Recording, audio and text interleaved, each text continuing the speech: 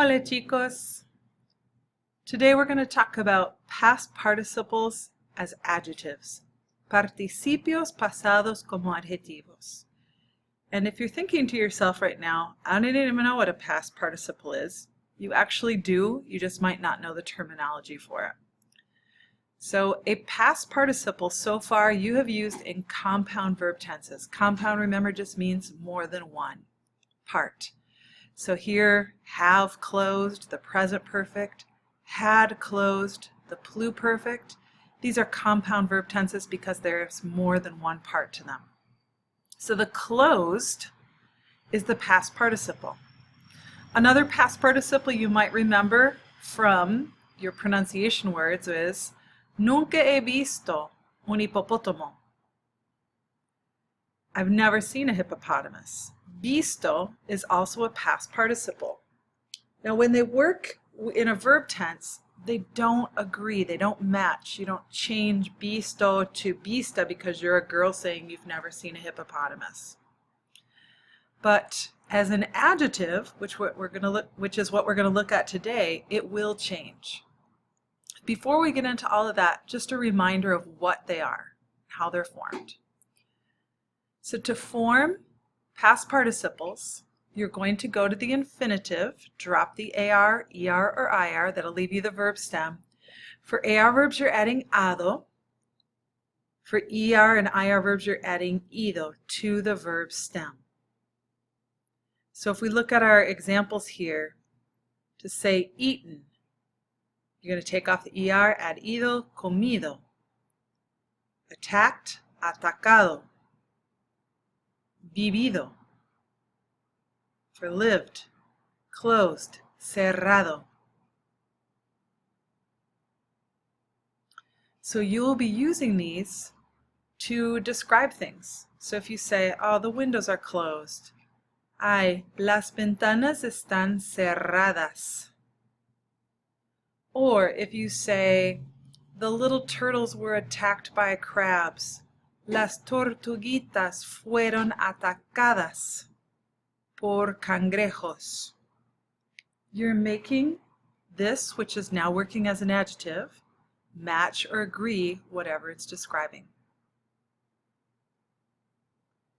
Here's a list of the irregular past participles. So these are the most commonly used irregulars. It's not an exhaustive list, but it gives you a good start. Abrir, you're not going to say abrido, it's abierto. Descubierto for discovered. Muerto for died. Roto, not rompido, for broken. Cubierto. Escrito. Puesto. Visto. Vuelto and resuelto also fit into that to category.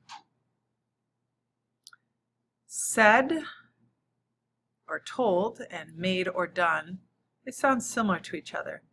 Dicho and hecho. Another group that has some irregularities in it are verbs that end in AER, EER, and the verb oír.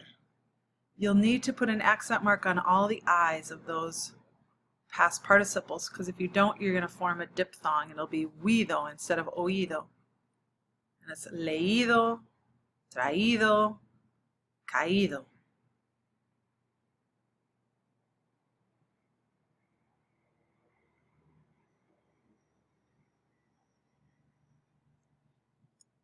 So as I already mentioned, the past participle can function as an adjective and describe things. If you look at the picture here and the description, la boca del alligator está cerrada con cinta.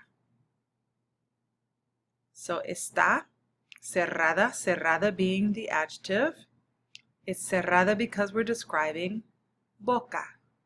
The alligator's mouth is closed, is shut.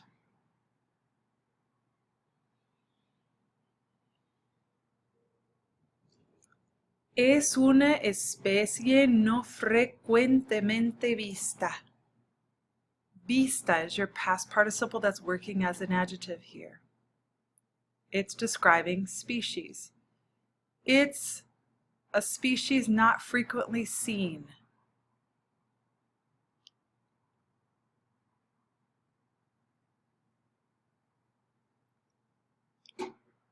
As an adjective, muchachos, the past participle will agree with what it describes, as we've already mentioned.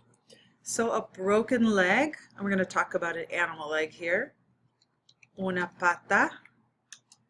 Romper, the irregular past participle is roto, but we're talking about a pata, so we want to say rota. Open windows. Ventanas. It's abierto for abrir, the past participle. We are talking about ventanas, so abiertas. Dead ducks. Patos. Muertos. And actually, you've been using past participles as adjectives ever since Español 1. Think. Aburrido. Cansado. Those are all adjectives that are past participles.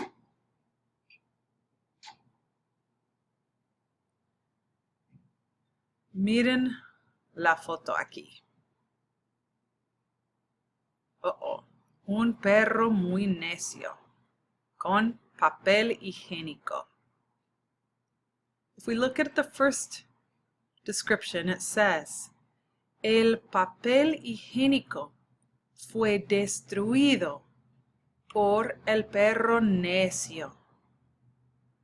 The toilet paper was destroyed by the naughty dog. When we use a form of ser followed by the past participle, your focus is going to be on the action and who did it. In grammar world, it's called the agent. But look for the pattern of it was done by somebody. So if you want to write in the blank, the toilet paper was destroyed by the naughty dog.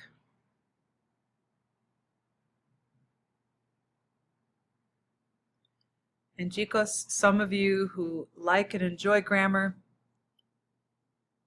might have noticed that that action is described in the passive voice. And when you use passive voice in Spanish in that way, you are usually going to then mention who did the action, the agent, by the naughty dog. When saying who the action was done by will be translated as por. Now, going back up and looking, considering the same picture again, if you got home and you walked in and this was the scene you saw, you didn't even see the dog over here, and your focus was like, oh my gosh, the toilet paper is destroyed. Not the action and who did it, but your focus is on the condition because we're using the past participle with a form of estar. So they're very similar in use. Remember, you'll use ser when your focus is what happened and who did it. Estar when you're just focused on the condition. Then, looking at your example, el papel higiénico está destruido. The toilet paper is destroyed.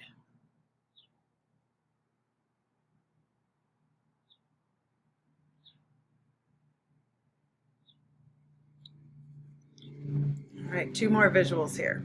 And we're going to, compare and contrast the use of ser and estar. So on the left side, you're going to notice that all of these sentences have a form of ser in them. And the focus is on the action and who did it. The man was bitten, that's the action, by the snake. That's who did it. El hombre, this is completed action, so we're going to say fue. Morder is to bite, so the past participle will be mordido. It's a man, so I can keep mordido. It agrees. And then por for by, por la culebra.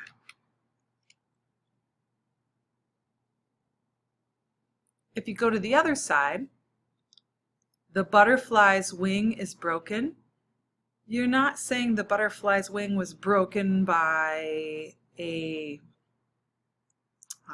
bird. Your focus is not on the action and who did it. You're just talking about the condition of her wing. So, el ala, and remember it's a feminine word, even though you say el ala de la mariposa, we want a form of estar since it's condition. Roto is how you say broken, and since we're talking about a ala, it's rota.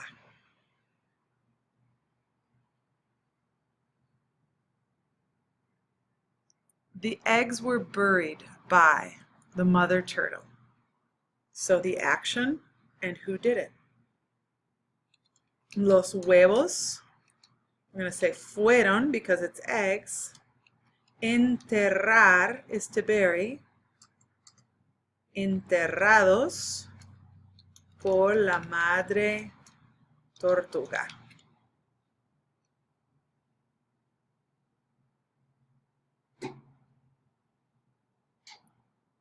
Now if you walk up to a nest and you just see broken eggshells everywhere, there your focus is on the condition, not who did the action, not on the action itself, just the condition. And so then we'd use a form of estar. Los huevos están rotos.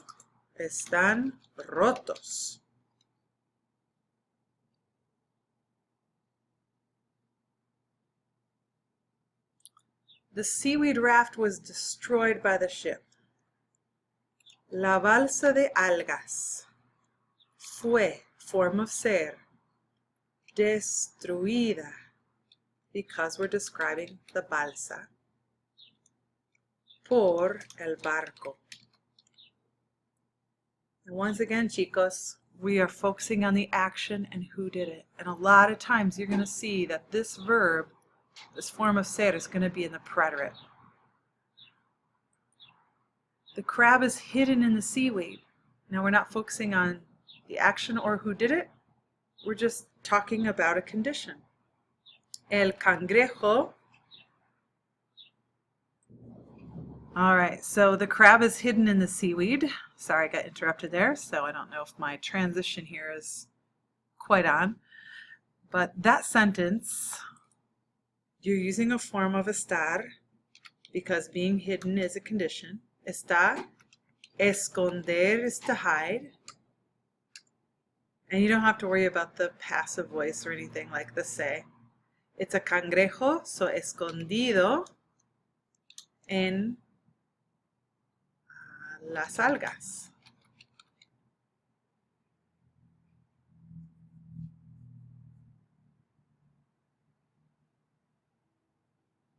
And the last two. The young were attacked by the crabs, opposed to the seahorse is dead. So once again, the action and who did it compared to condition.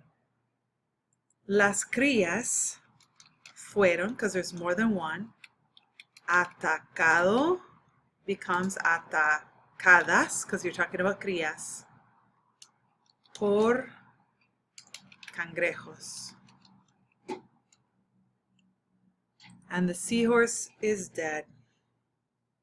El caballito del mar está muerto.